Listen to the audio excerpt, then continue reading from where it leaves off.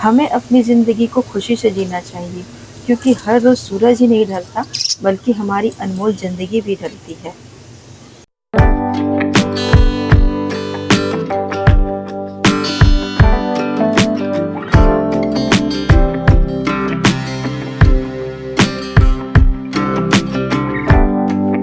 नमस्ते, welcome to Madhushriya tips. I hope आप सब हमेशा की तरह बिल्कुल अच्छे होंगे। मेरा ऐसा मानना है कि अगर सुबह की शुरुआत पूजा के साथ होती है, तो पूरा दिन हमारा अच्छे से गुजरता है। सुबह-सुबह जब हम सो कर के उठते हैं, तो हमारे अंदर एक अलग ही एनर्जी होती है और उसी एनर्जी का यूज़ करके हमें घर के ढेर सारे काम को पूरा करना होता है।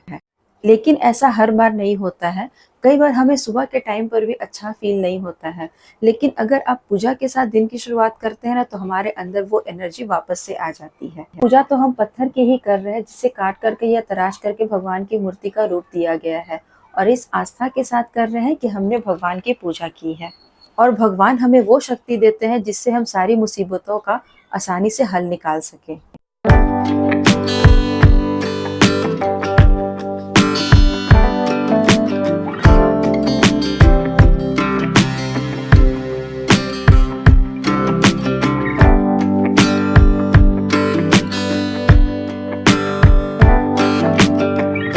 सुबह मैं 5 ओ क्लॉक जग जाती हूँ। सबसे पहले घर में झाड़ू लगाती हूँ, कचरा बाहर निकालती हूँ। नहाने के बाद मैं पूजा करती हूँ, क्योंकि सुबह का जो माहौल है बहुत ही शांत रहता है और पूजा करने में भी मन लगता है। सुबह के टाइम में बच्चे सोए रहते हैं, तो मुझे कोई परेशानी भी नहीं होती है। घर के जो डेली के काम होते हैं, उसे करते-करते हम बोर भी हो जाते हैं, क्योंकि हम डेली एक ही रूटीन को फ़ॉलो कर रहे होते हैं। तो बोर होने से अच्छा है कि हम अपने ही काम को एन्जॉय करते हुए करें, तो हमारे काम आसानी से हो भी जाएँगे और हमें बोरियत भी महसूस नहीं होगी। अपने ज़िंदगी के हर एक पल को, हर एक दिन को बहुत ही हँसी-खुशी बिताना चाहिए, ताकि हमें किसी भी बात का अफ़सोस ना रहे।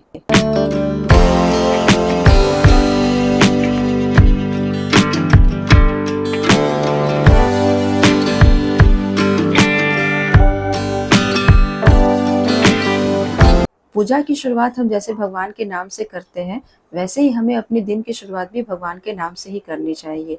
पूजा यहाँ पर खत्म हो गई है और मैंने सूर्य भगवान को भी अर्घ दे दिया है। तब तक छोटा बेटू मेरा जग भी गया है और वो खेल रहा है। पूजा करने के बाद मैं आ जाती हूँ किचन में कि मुझे क्या यहाँ पर ब्रेकफ़ास्ट बनाना है।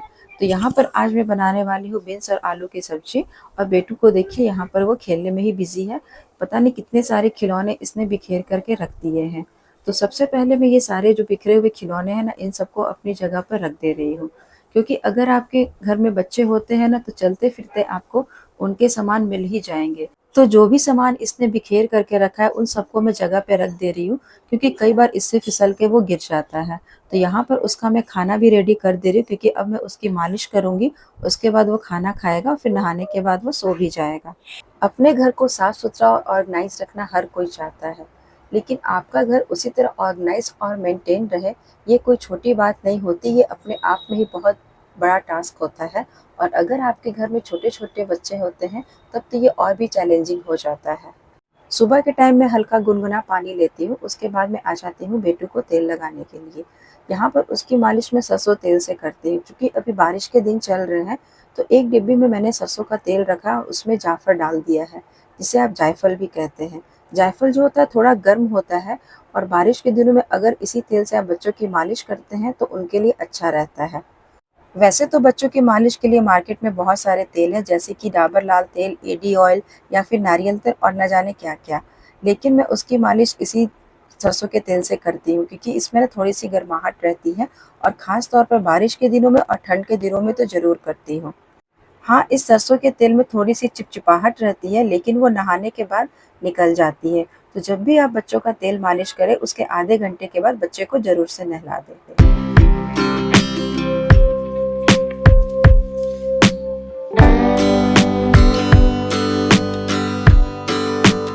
अभी यहाँ बारिश के दिन चल रहे हैं और हर दूसरे दिन बारिश हो रही है, जिसके कारण मौसम थोड़ा ठंडा हो गया है। तो जाफ़र को मैं इस तरीके से सरसों के तेल में घिस करके खिला दे रही हूँ, जिससे इसे सर्दी वगैरह का खतरा बिल्कुल भी नहीं रहेगा। बारिश के दिनों में या फिर ठंड के दिनों में बच्चों को तेज़ सर्दी लग जाती है, तो आप इस मिश्रण को बच्चे के सर के तालू पर भी रख सकते हैं, जिससे बच्चे को बहुत राहत मिलती है। सोने के बाद मैंने कमरे के कर्टन वगैरह लगा दिए ताकि कमरे में हल्की रोशनी रहे और वो आराम से सो सके। आज का मौसम जो है ना वो थोड़ा-सा अभी खुला हुआ है, अभी बारिश नहीं हो रही है, वरना सुबह से तो बहुत तेज़ बारिश हो रही थी। लेकिन फिर भी बाहर बहुत ठंडक है। जब बारिश का मौसम आता है ना तो कपड़े सुखाने में हमें बहुत परेशानी होती है। यहाँ बालकनी में मैंने रस्सी लगा रखी है जहाँ पे सारे कपड़े मैं सूखने के लिए डालती हूँ। तो जो भी कपड़े सूख गए हैं उन सबको यहाँ पर मैं हटा दे रही हूँ ताकि दूसरे कपड़े को यहाँ पर जगह मिल सके। कल ही मैंने भगवान जी के सारे कपड़े को चेंज किया था और उनको वॉश किया था। तो उनके सारे कपड़े सूख गए हैं तो उनको मैं यहाँ से हटा करके उनकी जगह पे रख दे रही हूँ।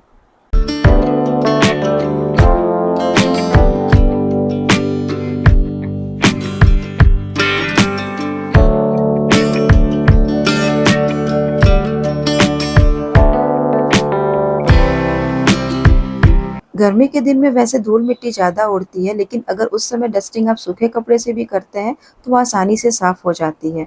लेकिन बारिश के दिनों में धूल-मिट्टी जब उड़ती है, तो वो एक जगह चिपक जाती है क्योंकि हवा में मॉइस्चर ज़्यादा रहता है। और गंदे हाथों से हम किसी भी फर्नीचर वगैरह को छूते हैं, चाहे हमारे हाथ पानी के ही क्यों ना हो, तो भी उसपे निशान लग ही जाता है। यहाँ पर जो भी प्लांट्स की पत्तियाँ गिरी हुई, उन सबको यहाँ से हटा दे रही हूँ। ताकि ये जगह भी अच्छे से क्लीन हो सके। घर की साफ-सफाई का मतलब होता है ना कि हर एक चीज़, हर एक कोना आपका साफ-सुथरा दिखे। और यह भी बात पूरी तरीके से सही है कि आपका घर एक दिन में साफ नहीं हो सकता और एक दिन में आप इसे साफ कर भी नहीं सकते। तो हर एक दिन आप कोई घर का एक एरिया चूज़ कीजिए या फिर कोई एक कोना चूज़ कीजिए जिसे आप साफ करना चाहते हैं। यह जो बालकनी में आप सारे प्लांट्स देख रहे हैं, इसमें पानी डालने के लिए मुझे पहले बहुत दिक्कत होती थी क्योंकि मुझे किचन से पानी ला कर के यहाँ पर डालना होता था। तो मैंने यहाँ पर बालकनी में ही एक बेसिन लगवा दिया जिससे पौधों में पानी डालने में मुझे आसानी हो सके और जब कभी मुझे ज़रूरत होती है तो यहाँ की ग्रीन ग्रास को हटा करके मैं आसानी से धो भी सकती हूँ। जिस तरीके से घर को ऑर्गेनाइज़ करने के लिए हम छोटी से छोटी बात का ध्यान रखते हैं, उसी तरह नया घर जब भी हम लेते हैं या फ्लैट खरीदते हैं तो उस समय भी हमें हर एक चीज़ का अच्छे से ध्यान रखना होता है कि कहाँ पे हमें वॉश बेसिन देना है और कहाँ पे हमें डोर देना है। सारे पौधों में यहाँ पर मैंने पानी दे दिया है, उसके बाद मैं आ गई हूँ किचन में क्योंकि अभी किचन की थोड़ी-सी सफाई बाकी थी। जो भी किचन में ड्रॉवर वगैरह लगे हुए हैं, उन सबको मैं डेली ज़रूर पोंछती हूँ क्योंकि कई बार ना गंदे हाथों के निशान इस पर पड़ जाते हैं, जो देखने में काफ़ी खराब लगते हैं। और किचन में खाना बनाने के टाइम पर तो छींटे इधर-उधर पड़ ही जाते हैं। यह मेरा डेली का रूटीन है, फ्रिज को पोंछना, कैबिनेट को पोंछना, चिमनी को पोंछना और पूरे घर की डस्टिंग करना। अभी बेटू मेरा सो रहा होता है तो अभी का ही टाइम मुझे मिलता है पूरे घर की और किचन की क्लीनिंग और डस्टिंग करने का। जब ये सारे काम खत्म हो जाते हैं तो उसके बाद मैं कॉफ़ी बनाती हूँ और बालकनी में आराम से बैठ जाती हूँ। वहाँ से मैं रोड का नज़ारा भी देखती हूँ, अपनी कॉफ़ी को भी एन्जॉय करती हूँ। कॉफ़ी एन्जॉय करते-करते मैं ये सोच रही हूँ कि मुझे खाने में क्या बनाना है। तो मैं आ गई हूँ किचन में और यहाँ पे मैं फ्राइड राइस बनाने वाली हूँ। सारे वेजिटेबल को मैंने कट करके रख लिया है। कुकर में मैंने थोड़ा-सा रिफाइंड डाला, करी पत्ता और सरसों का छौंक लगाया। फिर सारे वेजिटेबल को डाल कर के अच्छे से भून लिया है। चावल को मैंने पहले से ही धो कर के सोक करने के लिए रख दिया था। जब वेजिटेबल थोड़े से सॉफ्ट हो गए तो उसके बाद मैंने इसमें चावल डाला और फिर उसी के अकॉर्डिंग पानी डाला और सीटी लगने के लिए रख दिया। अगर मेरी वीडियो आप लोगों को अच्छी लगती है तो लाइक ज़रूर करें, चैनल पे नए हैं तो सब्सक्राइब भी कर लें और अपने दोस्तों के साथ शेयर करना बिल्कुल भी ना भूलें। और हाँ, बेल आइकन को प्रेस करना भी ना भूलें। बेटू भी मेरा उठ करके यहाँ पर रेडी हो गया, वो थोड़ा-सा खेल रहा है। जब तक वो उधर खेलने गया है तब तक मैं यहाँ की बेडशीट चेंज कर दे रही क्योंकि मॉर्निंग के टाइम पर बिल्कुल भी टाइम नहीं मिलता बेडशीट को चेंज करने का। आई होप आज की वीडियो आप लोगों के लिए थोड़ी यूज़फुल रही होगी। मिलती हूँ नेक्स्ट वीडियो में, तब तक के लिए टेक केयर, बाय बाय।